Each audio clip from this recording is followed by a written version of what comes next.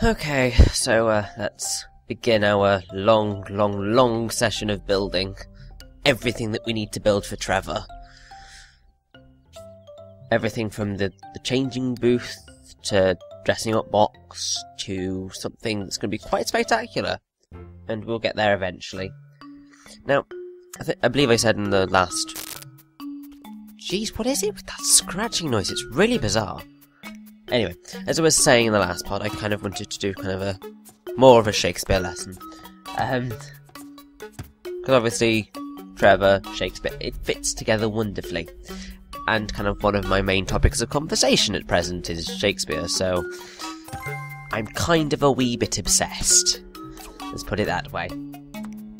So, what I believe we should do is I'm going to give you a quick chronology of Shakespeare's plays and poetry.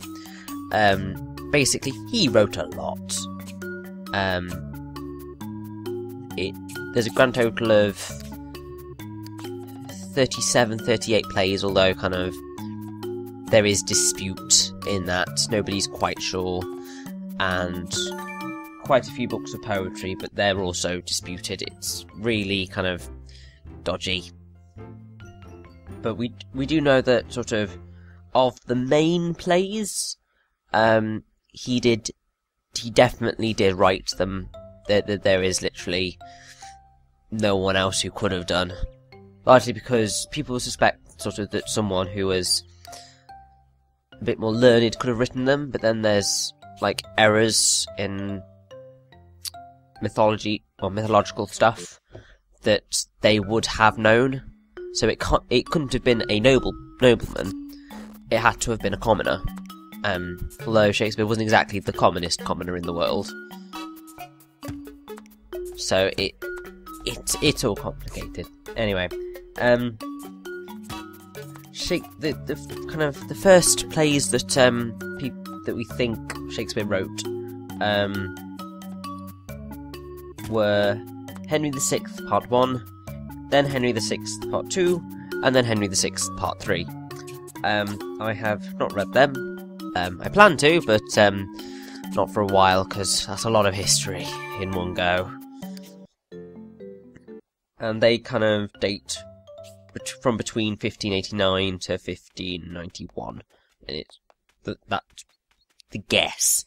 Nobody's quite sure which order they were written in, but that's when they were pretty much kind of released and performed, we think. Then there's Richard III. Oh! And speaking of Richard III, with it's scene with the ghost in it. This is Cassandra, who is a ghost. Basically, she appears when you perform a seance, or which is normally when you have a bunch of spooky sims about. And you can befriend her, it just takes a lot of talking to her. It's ridiculous. She's the only sim who doesn't live in a house. And, yeah, Cassandra's an odd little sim. It's really bizarre. Anyway, back to the Shakespeare chronology.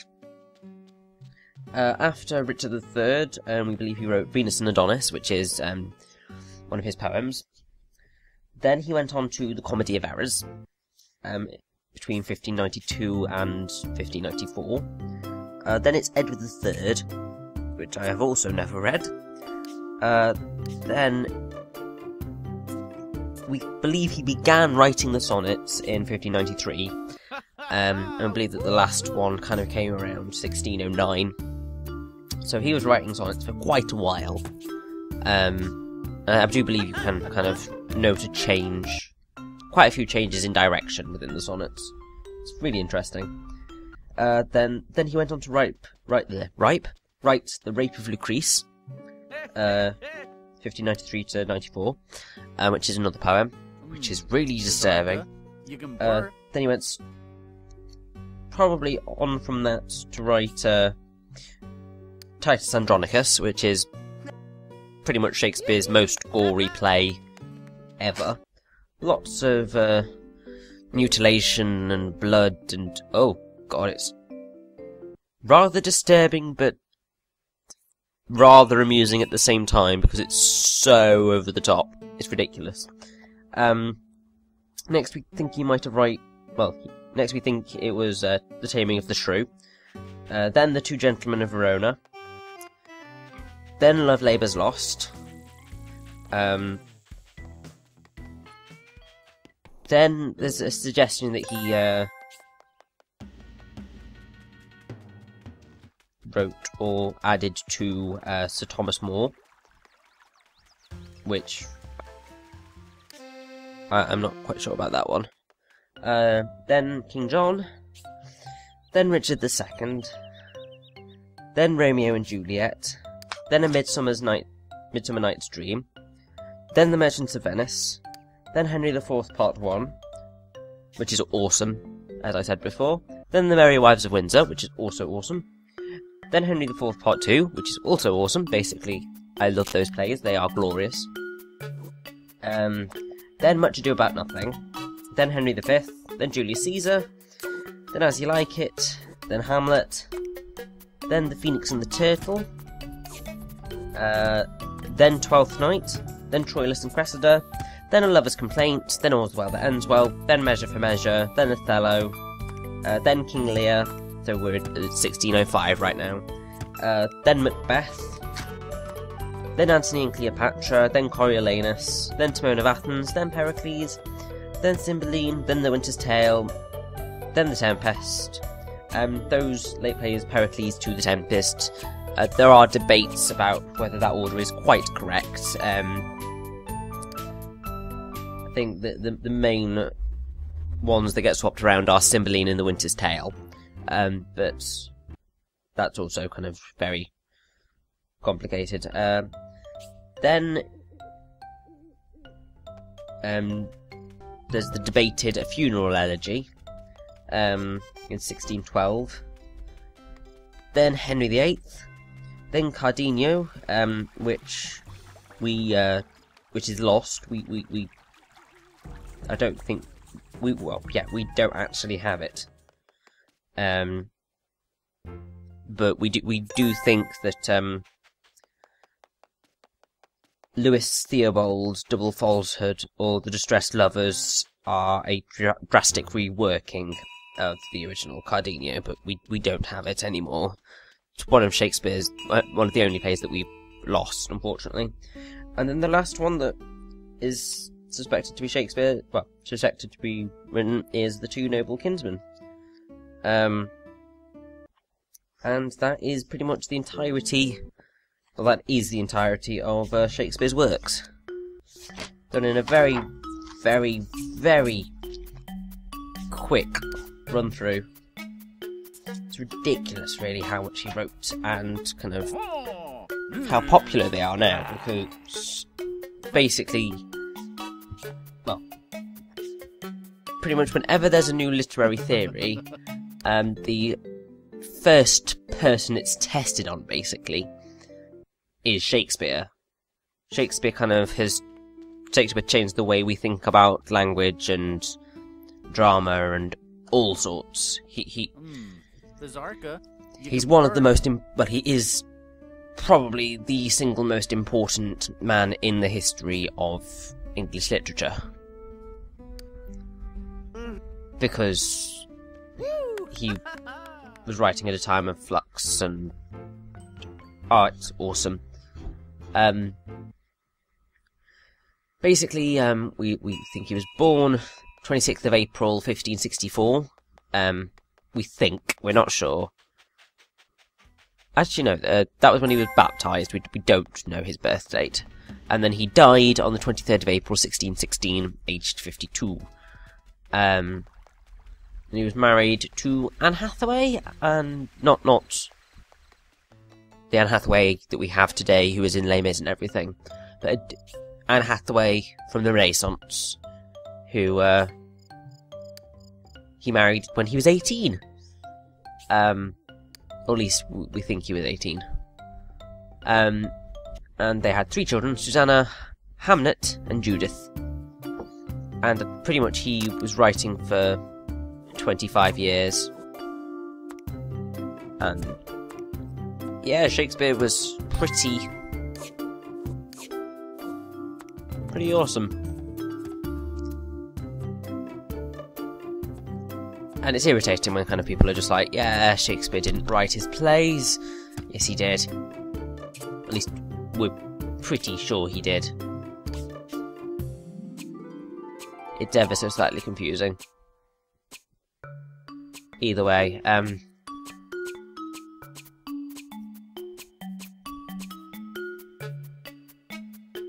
there are some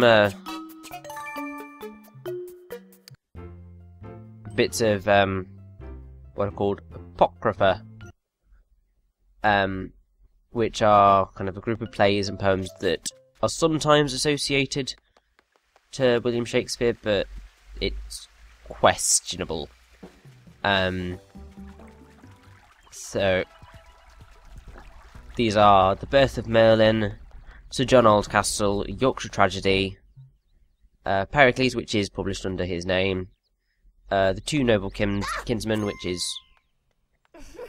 normally classified, Edward III, The London Prodigal, The Second Maiden's Tragedy, Fair Em, the Miller's Daughter of Manchester, Musidorus, and The Merry Devil of Edmonton.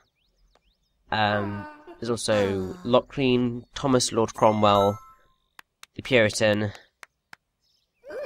Arden of Faversham, Edmund Ironside, Sir Thomas More, Thomas of Woodstock, An Act to Know a Knave, Love Labour's One, which we think is lost, Cardenio, as I've said. There's a play called Hamlet, which seems to be the basis for Hamlet, but we're not. That might have been written by him earlier. Quite a few hoaxes. Then we also have The Passionate Pilgrim, A Lover's Complaint, To the Queen, A Funeral Elegy, and Shall I Die? But a lot of them are hugely disputed, and the ones that I listed to you previously, like in that massive long chronology list, they are the ones that kind of are in the Riverside Shakespeare. So those are the ones that critics believe are true. Others kind of aren't really the case. Anyway, I've now, because I think I've run out of Shakespeare babble, so I'm just gonna give you a little quick insight into Cassandra. Basically, she won't appear unless a spooky resident performs a seance. Obviously, since we have Gothboy in town and Violet, and they are quite close to each other, seances will happen. She seems to like to float around the area of the large fountain in the town and try to scare and tickle all the townsfolk. And she sometimes can disappear. But yeah, but she'll give you 3 special blueprints if you become best friends with her. Which can sometimes be very hard at times, because sometimes you won't stay for long enough, and sometimes she will scare your sim, and kind of that subtracts points. It's really complicated. But even if you do become best friends with her, then she doesn't appear in your relationship book, which sucks. Also, Cassandra's interests are in the game's coding, but not kind of shown in-game. She's spooky and geeky, and hates fun.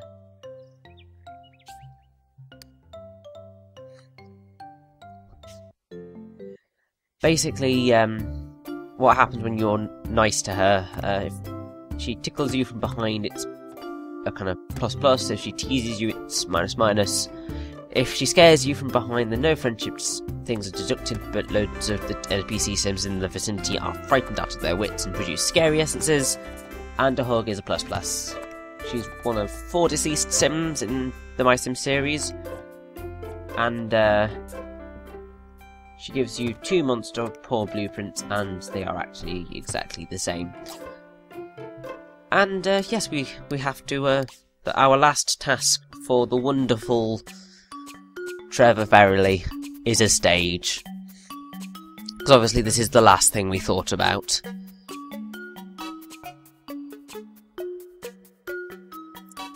Doesn't it look magnificent? It's just so huge and so stunning that it's just wonderful.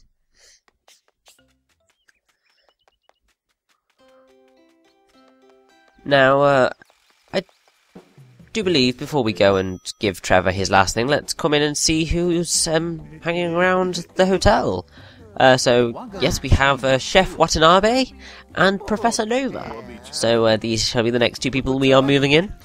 We'll do that pretty much as soon as we have just given Trevor his stage.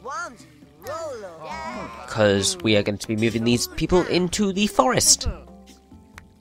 I'm loving the Japanese there. It's just awesome.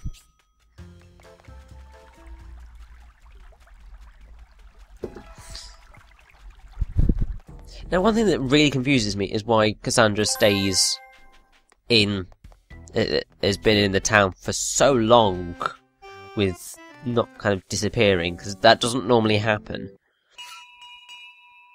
I don't know whether I've kind of just glitched her there, and she's just like, yeah, I'm totally gonna stay. Trevor, don't die on me, dude. I need to give you this stage. And then you will, have a place to perform.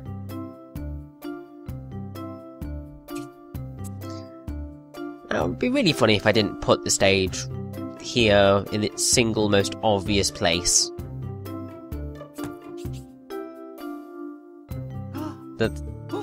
Please don't say that that's a reference. So, that is Trevor's stuff completed, and I think we've pretty much maxed out his studious rating in the house. Probably due to that bloomin' stage, which is absolutely huge.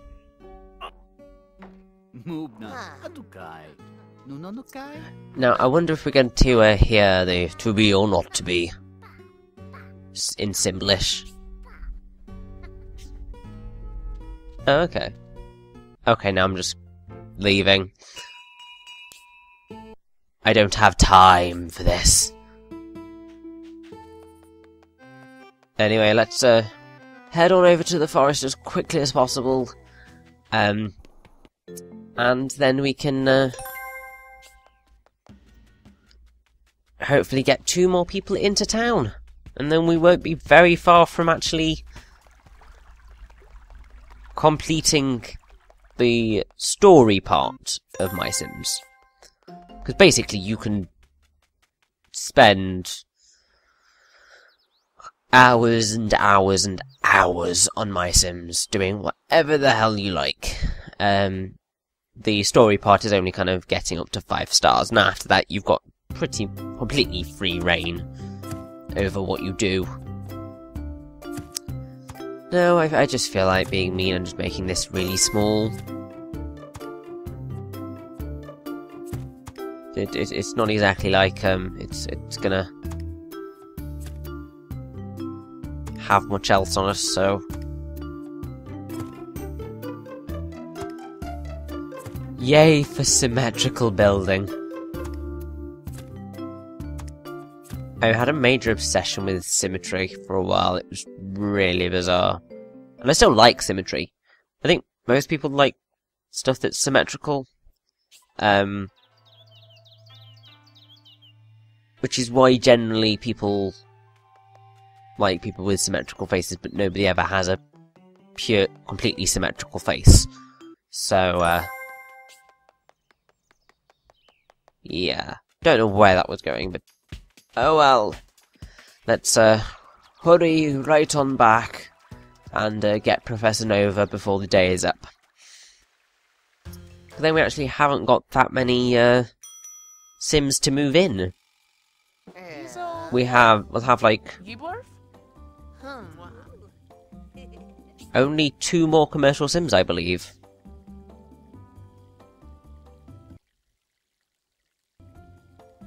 Oh, just in time to catch her. Phew. That could have been messy. Oh, you want a great place for an observatory? Oh, I know. I'll put you right in the middle of the forest. With all the trees, so you can't look out of it. Aren't I such a wonderful person? Now, I remember when I did my first town, which had a very uninspiring name. It was basically my last name and then town after it. I much prefer calling it Bellbridge. It works so much better. But yeah, I put Professor Nova in the desert. Because obviously, completely clear sky. Works so much better. Actually, I put her where Madame Zoe is. If I recall correctly. I was very kind of careful to choose where I put people.